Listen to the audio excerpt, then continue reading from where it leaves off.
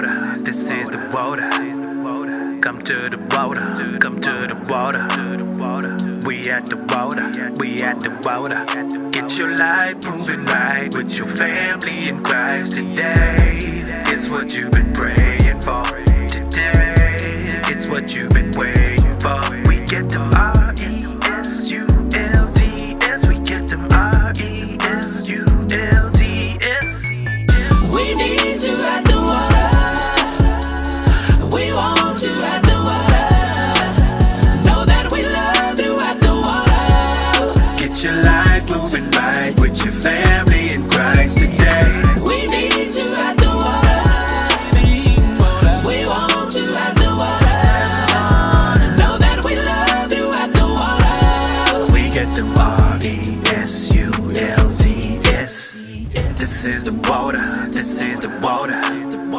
Come to the water, come to the water. We at the water, we at the water. It's time for the water break.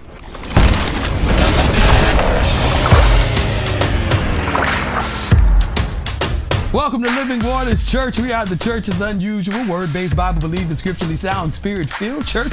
We get our identity from John 7. Jesus stands up with a loud voice and he says, if you're thirsty, come to me and drink. And if you believe in me according to the scriptures, then out of your heart will flow rivers of living water, which lands you right smack dab in the middle of it. We call it the water break with me, yours truly, Pastor Jay. And it's my job, my goal, my objective for the next few minutes to make sure that you are spiritually hydrated. Happy Thursday to you all. Happy midday to you all. Hope your week got off to a great start. Want to give a huge and special hello to those that came to hang out with me today on Facebook, Periscope, Twitter, and YouTube. Just remember, before you leave, give us a thumbs up, a watch party, subscribe to our channel and our pages, follow them, like them. That helps draw attention to our pages because we want to get this message of Jesus Christ. We're spreading the good news over here and we want it to reach the masses. All right, let's go ahead and jump in and see what God is serving up on today. Last week, we talked about the heart space and we got into how to protect our hearts, or how to, I'll say it like this, how to guard our hearts, right? You got to guard your heart because out of the heart flows the issues of life. And if you're not careful of what you let into your heart, that stuff is eventually going to corrupt you and come out of your heart. It can be toxic to your heart and kill your heart. And then it'll turn righteousness into wickedness. So you got to be careful of your heart, and you have to examine the heart of those that are around you to make sure their heart is in a good space. We left off on a very good spot last week. It was almost like a cliffhanger, right? We said when a person shows you who they are, believe them. Okay? So that was guarding your heart. But let's back up a bit. Before we can talk about guarding our hearts, we must first prepare our hearts. Ain't no need of you moving into a house that ain't been painted yet. There ain't no need of you moving into a house that don't have any plumbing yet or any electricity yet. Okay, right? So the house has to be prepared before you can move in. A heart has to be prepared before you can start dealing with what goes in, what goes out, right? All right. So how do you do that, Pastor Jay? That's pretty deep. How do you do that? Well, let's go to 1 Samuel 7:3. It reads like this. It says, and Samuel said to all the house of Israel, if you are returning to the Lord with what? All your heart, then put away your foreign gods and the sex goddess from all among you and direct your heart towards the Lord and serve him only, and he will deliver you from the Philistines. That's how you prepare your heart. You prepare your heart by making a conscious decision to purify yourself, a conscious decision to cleanse yourself, a conscious decision, I keep saying that word for a reason, to serve him completely. I want to do what Jesus said do. Jesus said when he was talking to the disciples, he said, I give you a new commandment, and no commandment is greater than this, right? He actually gave him two, but I'm going to deal with that first one. He said to serve the Lord with all your heart. He named a few other things after that, but I want to deal right there. He said, serve the Lord with all your heart. So if Jesus, the master teacher, said that's what we're supposed to be doing, then that's what I'm going to follow.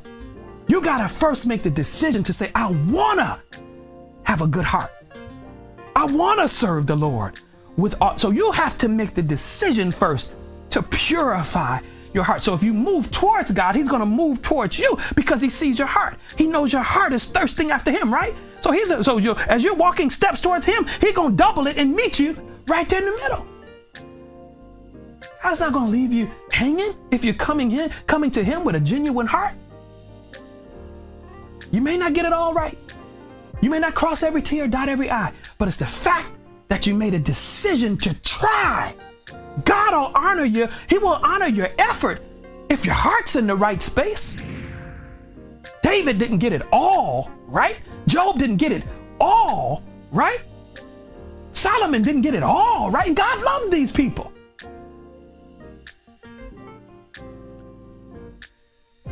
And think about it. Once you put the time and effort in to serving God, to making this conscious decision to be a part of God, to be in a heart space with God, you got to protect your investment. So once you prepare your heart, you get it all ready for input and output, then you got to guard it. You got to protect your investment. How do we guard our hearts? Philippians 4:7, it says, and the peace of God, which surpasses all understanding, will do what? Will guard your hearts and your mind in Christ Jesus. There you go. It's all biblical, y'all. Your heart will be guarded automatically by the peace of God when you indulge God. Well, Pastor Jay, how do I indulge God? Y'all keep saying have this relationship. Bible says in verse 6, right before that one we just read, it says, be anxious for nothing, but through prayer and supplication and thanksgiving, make your requests known to God. Meaning, indulge the relationship. Say hi to him, talk to him, read his word, meditate on his word, pray. You understand? Have a relationship with God. You can't be in a relationship with me if you don't interact with me. And then by default, see, I'm gonna finish right here and we're gonna go to part 3 next week. When I got into a relationship with my wife, Melanie Moss, we made a covenant with each other to guard each other's heart. And you do that even with friends, right? To guard each other's heart. That's why it's sometimes really hard to get back into a good space, because especially when you've opened yourself up and given yourself so much to the point where you allowed somebody to handle your heart. I tell people all the time, you're getting close to me, so now you have to understand I'm giving you my heart. I'm sharing things with you that are deeply nestled into me. A lot of people don't get into this space to me. So I'm hoping and praying that you're going to be responsible with my feelings, my heart, my head space, my integrity, everything. That's the kind of people you want in your life. I got to protect my investment. My heart is attached to God. I can't let you come in and throw me off track. I can't let you come in and mess up my relationship with God.